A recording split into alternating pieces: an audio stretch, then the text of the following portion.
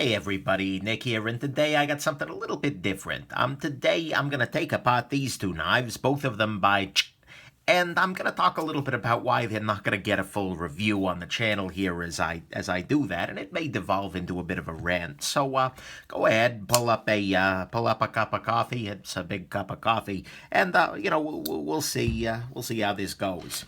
So, anyways, these knives. First off, I want to thank my viewers, buddies, whatever, Frankie and Bird over at the Birdshot IV channel for sending these guys along. You may have seen these very knives over there, and Bird and I have talked a fair amount about them, and in a lot of ways, there's a lot of interest here. The knives, something I've heard about a fair amount. Viewers occasionally point them out and things like that. But it's the first time getting a handle of them. And, practically speaking, the centering on it is good. It's got a fair amount of blade play as it is right now, and the action's a little gritty, so I think I can help it out. But the bigger question for me is, once I got these guys, what am I going to do with them? What am I going to do for a review? Let's see if I can pop this apart here. It's not exactly super trivial here. Tolerances are surprisingly tight. Probably shouldn't be that surprised, but still. Come on now. Just trying to separate this off. There we go. Looks like I'm finally popping that off. There we go. Excellent. So these are both pretty straightforward knives, but the big question for me, like I said, is what I'm going to do with these guys as a reviewer in terms of my review, because there's a fundamental issue with knives as well as other knives in that sort of variety. A lot of them are clones, and these are what I like to call, what I've come to think about as dice roll knives, where they're probably okay. You might be able to buy one and you'll probably get a decent knife out of it. But the thing is, I can't guarantee that. And in order to do so, you're going to need to use a pretty crappy website to do it. The knives appear only to be sold on sites like your DHgate and your AliExpress, and those sites are sites that I never send my viewers to. The reason for that is not because I have any problem with Chinese knives or Chinese goods. I mean, there can be some problematic stuff there, but my biggest issue with the DHgate and the AliExpress and whatnot is that they are basically clearinghouses for counterfeit goods. If you want to buy it, you can go there, and it isn't trying to be a Spyderco. It's not arguing that it's anything else. They're not even really taking an established design here. But those websites are full of, Spyderco paramilitary style hunting knives that are, basically they're counterfeit PM2s, but they're being sold there. Or similarly, you get all sorts of other counterfeits on those sites, and that's really legitimately ugly to me for a couple of reasons. First off, if I were to send my viewers to those websites, there's a chance that they would, if they weren't particularly brilliant humans, think, oh, great, that's a great deal on a PM2, and they end up buying a rip-off PM2. Or, frankly, even if they walk into it fully aware, like, this is a fake PM2, but you know what, I want to pick up a fake PM2, that's not something I really support. So, I've always been really reluctant to send people there, even for more legitimate brands like your Gonzo, etc.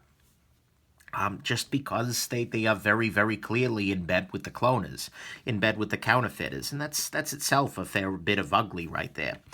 So, that's the first strike against these sorts of knives. The other thing is that they don't have any kind of, they don't have any sort of distributorship, and they don't have any sort of warranty. So I see on these AliExpresses and what have you, these knives, these exact knives for like $70, $80, and that's a fair bit of money. But it's money that's completely, well, I mean, it's kind of a pray and spray sort of affair. You can buy one of these knives, and you may get a great deal. You may get a solid gem, something that works really well. But if you don't, you may be completely out of luck. You can get some warranty, like a return policy from some of these sellers. But the simple fact is that I just don't know whether you're going to get anything worth a damn if you pick up a knife on the AliExpress or anything like that.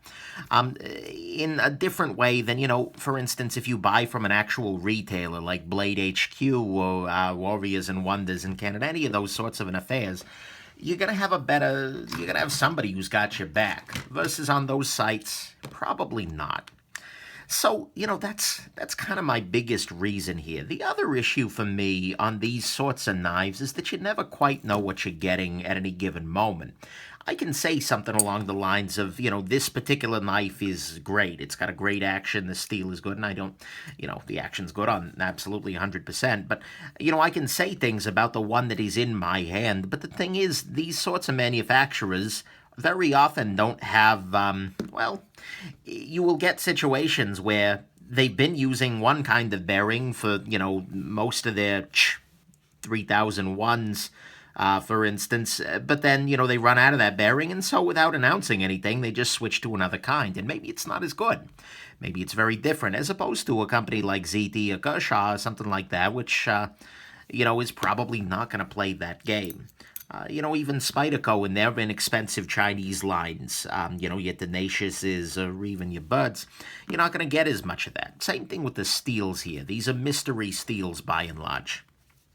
And, it's probably going to be fine for everyday carry, but, it really might not be. And so if I send you out and say, hey, everybody, this is incredible, you should all go out and pick up a and you do, and it sucks, there's no real recourse to it.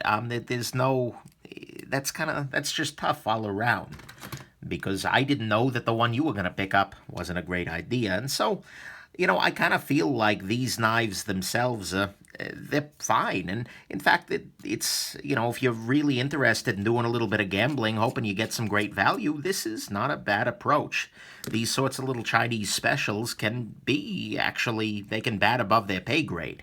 Because there's no marketing cost, there's no warranty cost, there's no nothing else. But I just don't want to get into them on the channel particularly. I'm borderline even with the Gonzos of the world, the San Renmus. Those are much more legitimate companies. You can buy Gonzos from real distributors. Real Steel is another one that's in this category. They sell knives that are with zero warranty and with, a fair amount of variance in their quality, things like that. And, you can get great knives, you can get terrible knives. But for better or worse, if you buy from a more established brand, whether it's an American brand or not, like Kizer is a Chinese brand through and through. Whoa, that's really ugly. Kizer's a Chinese brand, 100%, but if you buy from them, you're going to get yourself a knife that's got some basic standards. It's got some basic quality control to it. And it's got a method to, hold them accountable. If they screw up the knife, that's much better. Just a lot smoother, still scented, etc. But if they screw up a knife for whatever reason, you can go ahead and send it back to them. And you've got, a distributor that's got your back there. Just as a note here, there was nothing particularly interesting about the inside of this knife. It was just another titanium frame lock flipper. So there you go. Let's take this other one apart, which is currently not at all scented, with a fair amount of blade play. Very nice to 10. But see what we can do with this one. So anyways, like I said, I really go back and forth on these guys. Really? Is this Loctited shut? Wow. I will be damned. I believe this knife is Loctited shut. That's ugly. So, okay, I'm not even going to fight these because these screws are already starting to strip a little bit, and that's itself kind of ugly. Just to prove my point here, let's see if I can slide the blade out without... No, it looks like the blade itself is grooved. Yeah, that's a shame. So, basically, the only thing I'm going to be able to do here is to clean up the pivot a little bit, and then I'm going to drop a little bit of lubrication into the... onto the pivot itself to get that inside here. And otherwise, and that's another problem with these kinds of knives, is that the materials on, important aspects of them, like for instance, your screws, are going to be of massively varying quality. They may be super soft, they may be pretty okay. It's really an open question, and so, that's yet another reason for concern here. It's a shame, too, because I like the action on this guy. I was hoping I was going to be able to do something for it. Maybe if I were to go with this with a hairdryer or a soldering iron, I could pop that loose, but the simple fact is I run the risk of injuring the knife, and this is alone a knife, and so I'm not going to go there. I'm going to do my best with what I've got here, and then, hope for the best. Okay, so the centering is now better. Unfortunately, it's still a little gritty, so I'm going to see what I can do about that, just with some drop-in lubrication here. Start off by lubricating the detent ball, etc. So, that's kind of where I've landed on this. At some level, it'd be interesting to do a full review, but I can't send you off to buy the knife because the retailers who are selling them, by and large, are just buckets of sleaze. And unfortunately, even if you do find a good retailer for these guys, they're going to change. They may change the steel, they may change the otherwise. And so, at the end of the day, as a reviewer, I just don't feel like I can do much for you on these guys. You might get a great action, you might get a terrible action, you might get something that you love, you might get something that you hate. But I can't promise you enough consistency for my opinion to really be meaningful. Well, at the very least, I've got the action's a little bit better here. I'm going to drip a little bit of oil down into and I'll use the 5 weight to penetrate. And so that's why you're not going to see a full review on these guys, just this disassembly and this rant. And, hopefully that'll be interesting enough. And, I still want to thank the Frankie and the Bud for sending them along. It is nice to see, at some level, a very high-quality action like this in a very, relatively inexpensive knife.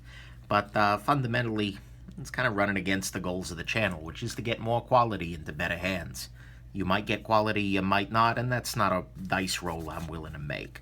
So I guess that kind of sums up my feelings on the knives, as well as on a lot of those sorts of approaches, a lot of your similar no-name Chinese brand knives. You may get a great knife. You may get a terrible knife. You may get, ripped off by the retailer. You might not. You will certainly find products that shouldn't be on those retailers at those retailers' websites. But, at the end of the day, I'm not going to send you there to do the gamble. If you want to, that's on you, but you didn't hear about it from the Nick.